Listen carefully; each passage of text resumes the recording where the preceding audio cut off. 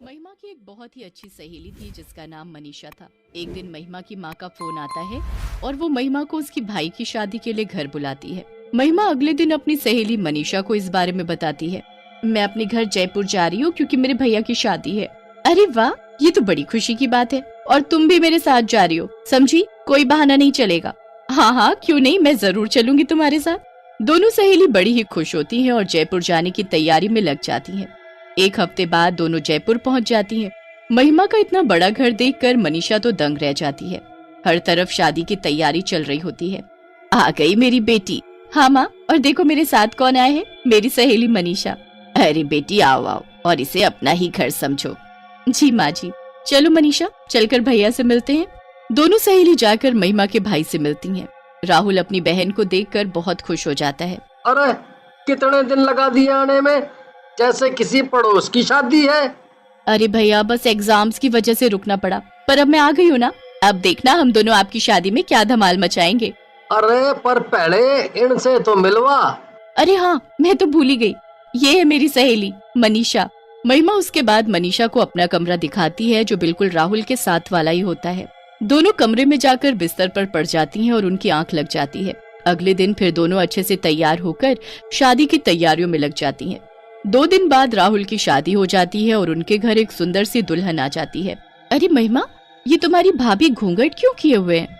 अरे ये शहर थोड़ी है, यहाँ बड़ों बड़ों को घूंघट करना ही पड़ता है। पूरी शादी अच्छे से निपट जाती है। अब अगले दिन महिमा और मनीषा को वापस शहर जाना होता है क्योंकि उनके कॉलेज की काफी छुट्टियां हो चुकी होती हैं। मनीषा को शहर जाने का बिल्कुल मन नहीं होता। वो उस रात बड़ी ही उदास होती है। जब महिमा सो रही होती है तब मनीषा उठकर बाहर टहलने लगती है। टहलते टहलते मनीषा बालकनी में जाकर खड़ी हो जाती है। बाहर काफी अच्छा मौसम होता है और ठंडी ठंडी हवा चल रही होती है। पर फिर उसका ध्यान अचानक नई नवेली बहू पर जाता है। अरे ये इतनी रात को छत पर क्या करने जा रही है?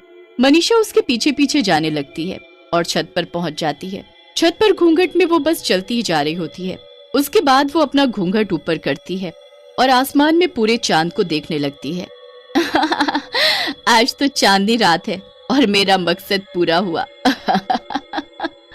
आखिरकार इस घर की बहू मैं बन ही गई। अब मैं सबको खत्म कर दूंगी, सबको खत्म कर दूंगी मैं। हे भगवान, ये महिमा की भाभी ऐसी क्यों हंस रही है? इनको आखिर हुआ क्या है? मनीषा छुपकर सब देख ही रही होती है कि तभी महिमा की भाभी पीछे मुड़ती है और फिर उसका चेहरा देख मनीषा वहीं जमीन में बैठ जाती है।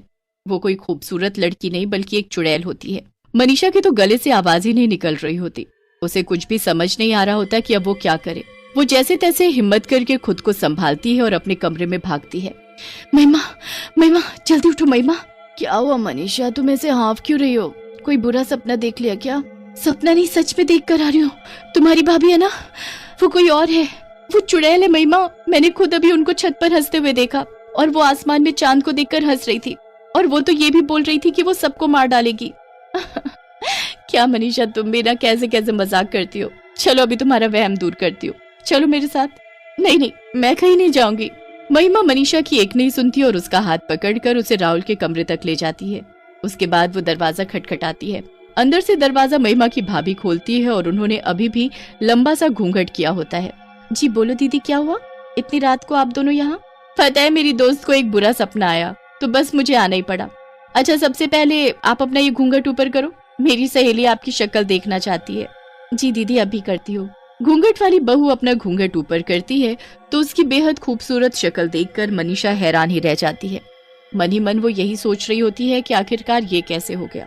उसने खुद अपनी आंखों से उसका चुड़ैल वाला चेहरा देखा था। महिमा फिर मनीषा का हाथ पकड़ती है और उसे चलने को कहती है। दोनों अपने कमरे में वापस जाने लगते हैं। जाते हुए मनीषा एक बार फिर से पीछे मुड़कर देखती है तो उस घूंघट वाली बहू की अजीब सी मुस्कुराहट उसे और परेशान कर देती है। वो मनीषा को देखकर ऐसे मुस्कुरा रही थी जैसे मानो उसे चेतावनी दे रही हो कि आगे से मुझसे पंगा मत लेना। मनीषा को ये सब बिल्कुल सही नहीं लग रहा होता। उसे बस इतना समझ आ रहा होता है कि उसे अब वहीं रहकर सब ठीक करना है और सबके सामने उस घूंघट वाली चुड़ैल बहू का सच लाना है, वरना सबकी जान खतरे में पड़ जाएगी। अगले दिन मनीषा शहर जाने के लिए सीढ़ियों से बैग लेकर उतर रही होती है कि तभी वो सीढ़ियों से गिरने की एक्टिंग करती है। मैं गिर गई। हे भगवान, ये क्या हो गया? मेरा पैर टूट गया। हे भगवान, ये क्या हो गया? भैया जल्दी आओ, मनीषा को उसके कमरे में ले चलो। घूंघट से चुड़ैल बहू ये सब देख रही होती है। इसकी इतनी हिम्मत जो ये मेरे पति की गोद में जाएगी, इसे तो मैं बताऊंगी। अरे बहू, यहाँ क्या खड़ी खड़ी देख रही है? चलो मेरे साथ रसोई में और जल्दी से मनीषा के लिए बाम और हल्दी वाला दूध लेकर आओ। जी माँ जी। घूंघट वाली चुड़ैल बहू रसोई में अपनी सास के साथ जाती है और एक ग्लास में हल्दी वाला दूध बनाती है। उसकी सास भी वहाँ खड़ी मनीषा के लिए एक काढ़ा तैयार करती है। अंदर ही अंदर वो गुस्से से पागल हो रही होती है। वो दूध में जादू कर देती है और जाकर मनीषा को दे देती है। मनीषा को पहले ही शक होता है कि दूध में कुछ गड़बड़ है, इसलिए वो गलती से ग्लास को गिरा देती है। अरे बहू, कैसे ग्लास पकड़ा रही हो? देखो गिर गया। चलो जाओ, पोछा लाओ और साफ कर दो। सब लोग मनीषा की देखभाल में लग जाते हैं और कुछ दिन के लिए उनका शहर जाना कैंसिल हो जाता है। घूंघट वाली चुड़ैल बहू से ये सब देखा नहीं जा रहा होता। वो रात होने का इंतजार करती है। जैसे ही रात होती है और सब सो जाते हैं, वो छत पर जाती है और अपना घूंघट ऊपर करके आसमान में चांद को देखने लगती है। मुझे शक्ति चाहिए, मुझे शक्ति चाहिए। मैं सबको जल्द से जल्द बर्बाद कर सकूं, मुझे ऐसी शक्ति चाहिए। पर सबसे पहले मुझे उस लड़की की जान लेनी है, फिर उसके बाद मैं सबको देखूंगी। एक बार मैं सबको खत्म कर दूं, फिर मैं और राहुल दोनों सुकून से रहेंगे और मैं अपने चुड़ैल वंश को आगे बढ़ाऊंगी। चुड़ैल वहीं छत पर बैठकर जादू टोना करने लगती है। मनीषा और महिमा वहीं पीछे खड़े छुपकर उसे देख रहे होते हैं। चुड़ैल उसके बाद वो एक सुई लेकर गुड़िया को चुप होने लगती है। सुई चुप होते ही मनीषा के हाथ से खून आने लगता है। देखो महिमा, देखो, देख लिया ना तुमने अपनी आंखों से इस घूंघट वाली चुड़ैल का सच? ये देखो मेरे हाथ से खून आ रहा है। हे भगवान, ये सब हो क्या रहा है? अब हम क्या करेंगे? ये हम किस चुड़ैल को अपने घर ले आए? सब सोचते हैं कि कितनी संस्कारी है जो हर वक्त घूंघट करके रहती है, पर किसी को नहीं पता कि इस घूंघट के अंदर एक चुड़ैल है जो अपना चेहरा छुपाने के लिए इसे घूंघट से ढकती है। हाँ, मैं यही तुमको कब से बताना चाहती हूँ, पर तुम मानने को तैयार ही नहीं हो। मेरे भाई को तो इस बात का अंदाजा भी नहीं होगा कि उसकी बीवी एक चुड़ैल है। तुम कुछ करो ना मनीषा। मैं सब कर चुकी हूँ। मैं एक बाबा को जानती हूँ जिनको मैंने पहले ही फोन कर दिया था। उन्होंने मुझे सब बता दिया है कि मुझे क्या करना है। बस अभी हमें कैसे भी 2 दिन शांति से निकालने हैं, फिर पूर्णिमा की रात को हम इस घूंघट वाली चुड़ैल बहू का सच सबके सामने लाएंगे और इससे हमें छुटकारा भी मिल जाएगा। बस फिर 2 दिन जैसे तैसे निकल जाते हैं। उसके बाद दोनों सहेली छत पर आती हैं और वहाँ जिस जगह चुड़ैल अपना जादू टोना करती हैं, वहाँ एक कटोरी खीर रख देती हैं। कुछ देर में चुड़ैल वहाँ आ जाती है। मनीषा और महिमा बाकी घर वालों के साथ छुपकर चुड़ैल के आने का इंतजार कर रहे होते हैं। कुछ ही देर में चुड़ैल वहाँ आती है। वो अपना घूंघट ऊपर करके खीर देखकर बड़ी हैरान होती है। चुड़ैल को कुछ समझ नहीं आता, पर वो खीर देखकर रह नहीं पाती। वो उस कटोरी को उठाती है और खीर चखने लगती है। जैसे ही वो खीर खाती है, उसे उल्टी होने लगती है। ये क्या है?